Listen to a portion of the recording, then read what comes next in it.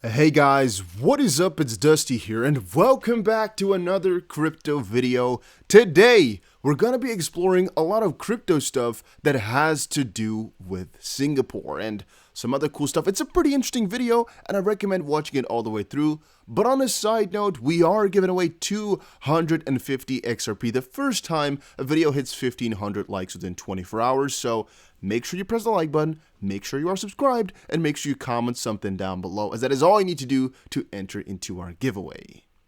Alright, starting it off here, this has not that much to do with Singapore just quite yet, but it was a pretty important announcement, and that is talking about the ECB. The ECB, Christine Lagarde, said that January of 2021, an important statement was going to be coming out about their plans for a CBDC. Again, not the official CBDC, but their plans. But now, when I checked out Barron's, it had an article here published today which said ECB is making waves with digital currency plans.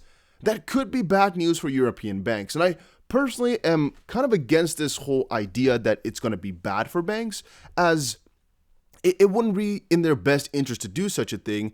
However, I do get multiple reasons for multiple sides. However, the thing is, I don't get how these guys have come up with a plan or exactly what plan they fetched. And the article was here, but I refreshed the website and now we cannot see the article without signing in. So I'm sorry for that. I guess I messed up by refreshing the article.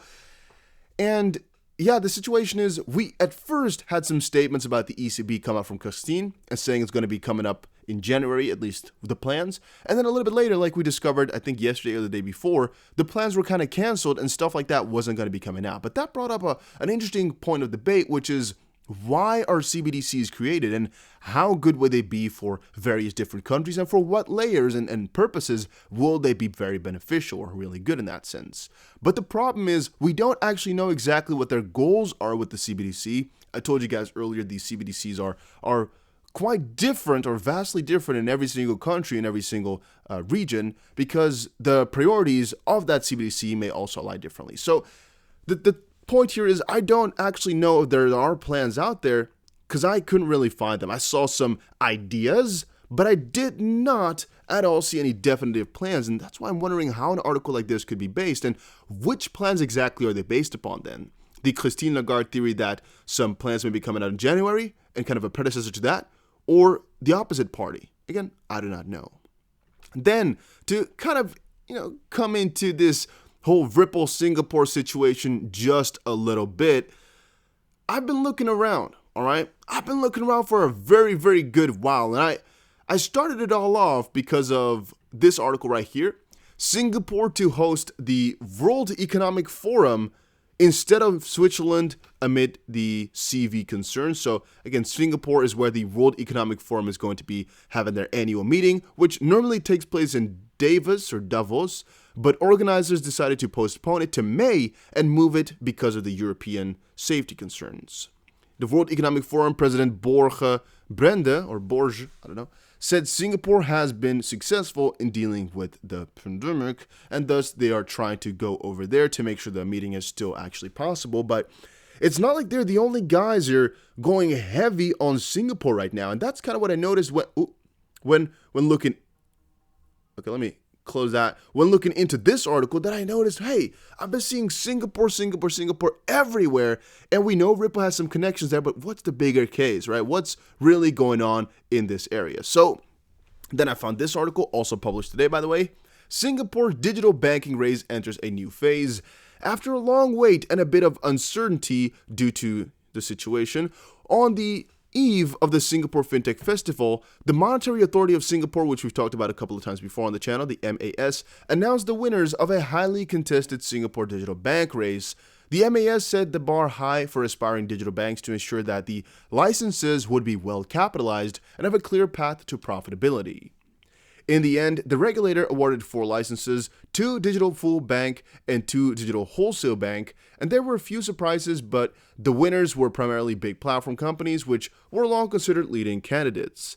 And the actual point from this whole article here is that Singapore is actually on the forefront right now, or at least they're trying to be on a kind of a bank revolution. At least that's the way I like to see it. And one part of this article was very interesting in my opinion. It reads this: The gaps in the market are there. Singapore's traditional banks, with a few exceptions, tend to be very paper-based, especially when it comes to account opening and servicing. Also, because of their size, they're not particularly astute in serving smaller customers' needs, whether they are retail or SME.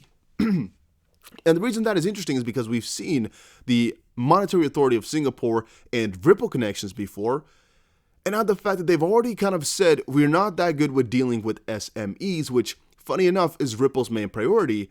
I'm sometimes thinking that this is actually a bigger setup for a bigger thing with Ripple. We've also seen a couple of things before surrounding the fact that Ripple partners with Australian payments firm to expand in Southeast Asia.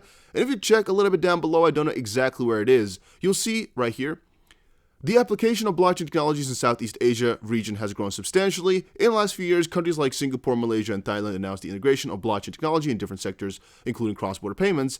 And this all could actually also be very profitable, or at least good, for the Singapore region, which, again, the focus may be on as well. We don't really know. But together with that, we got SBI here, who's, again, another working giant with Ripple. SBI teams up with Swiss SIX Exchange to offer institutional crypto services in Singapore. Funny that, the World Economic Forum went from Switzerland to Singapore and they're working with a Swiss company, but that's kind of a coincidence, I'm assuming.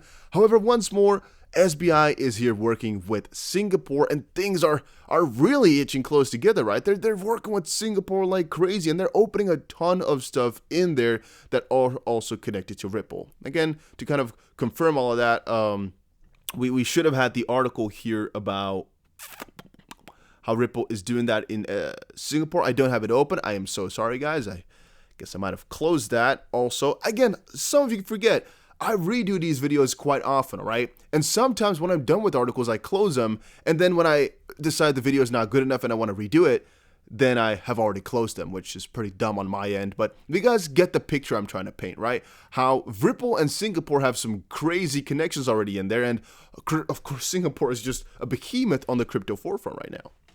Singapore and China ink a landmark number of agreements as countries mark 30 years of diplomatic ties. The bad part about this one right here, I didn't actually like it, was the fact that China has done some stuff with the CBDC. We all know it. Nobody likes that CBDC because it's not really a digital currency. It's not really a special blockchain type of currency at all. It's just a real literal digital currency that's just a currency but then digital. Like, there's no real change in there. It's just the idea that it's digital, but there's no real newer technology at play at all.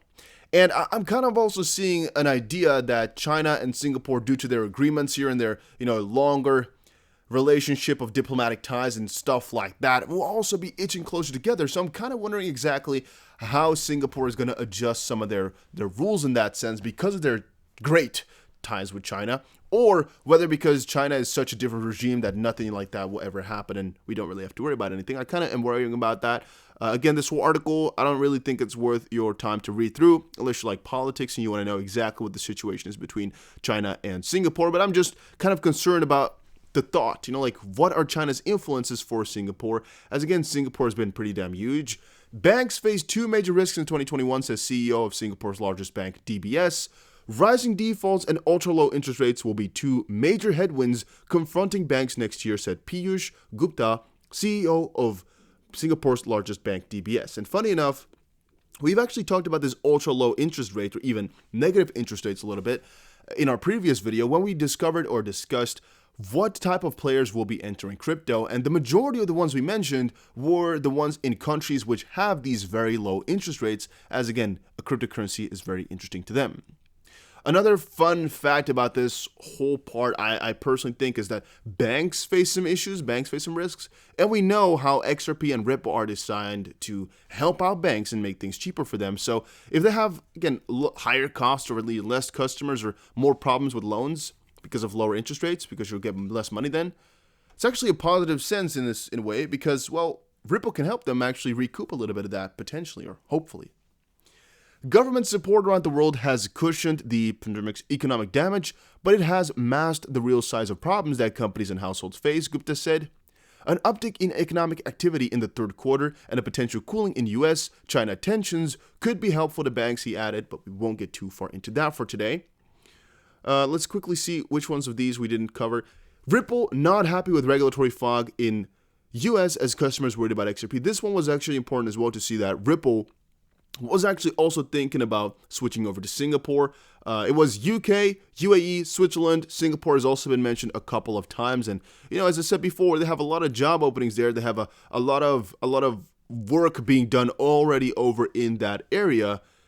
And it's not like Singapore is being left behind or anything like that. It's not like they're not doing that much. And it got 5 stars, which is pretty damn cool to see.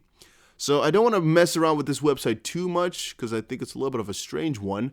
So again, just check it out yourself, the Glassdoor of Ripple. It's pretty cool to see however much they're doing over at the Singapore region, and especially what they're building over there. But it's also cool to see how they're working with the banks and the authority over there. What is the Monetary Authority of Singapore for these SMEs is all kind of coming together. Now, on a different end, here's what holding up the stimulus deal. The stimulus deal and the article I just showed you guys, where was it now? This one right here. These two are also together on a certain note because if you think about it, the stimulus is actually one of the main reasons why the economy looks so good, yet is actually so bad. Because if you look at the real numbers, the economy looks really, really beautiful. But then if you start to look a little bit deeper into the numbers, again, I'm keeping this kind of vague because it doesn't really matter too much. If you look at the real in-depth numbers of it all, it really kind of crumbles apart. Because it looks like all the people are doing good, they're living their normal lives, they're doing their normal spending. However, it is incentivized spending by money given for free, which paints a wrong picture. But again, also keeps the economy alive. But in that sense, banks are actually at a way worse position than it may look like as of this point. But again, you just don't see it. It's just not being shown as of this point. And then comes another question. How much does debt matter? Liberal economists says debt doesn't matter. They're wrong. They're gambling our fiscal solvency on low interest rates, which is another bigger discussion of a very big ship that we cannot have today. Otherwise, we'd be here for 45 minutes at least. But the bigger picture and the bigger question is, how much does debt matter and how much does the lower interest rate right now affect this whole situation? Like, would it be made better if the interest rate were to be, for example, 0 in the US right now, even negative? I've said before, if you go to a negative interest rate, it's actually a lot more difficult to fix your country up because there's no more incentivized lower interest rate because if it's already negative, then lowering it down doesn't have any longer term effect. If you go from 5 to 2%, it gets a lot of people spending, a lot of people investing. If you go from -1 to -4, that's a really drastic change, but I'm just talking about the idea. It normally doesn't really do much anymore, which we've covered a couple of times before as well. But that's a good question to have. How much does it really matter? And here was an article, which we unfortunately cannot see without me buying it or subscribing, which I don't want to do. And I kind of am wondering how they got the URL here while actually having a place on their website open, but they got the normal URL. Like, how does it keep this background while having the normal URL? Like, I have an article open, so why does it not change? I really don't understand exactly how that works, but economics is going to revolution on public debt. Let me see if I can quickly get this one back here. No, I cannot get it back because that's too bad. But the article, I don't know exactly the title of the article anymore just now. The point of it was, which was another interesting one, the fact that right now we are kind of looking again at how debt really works and whether or not debt really matters and what we should be doing against it.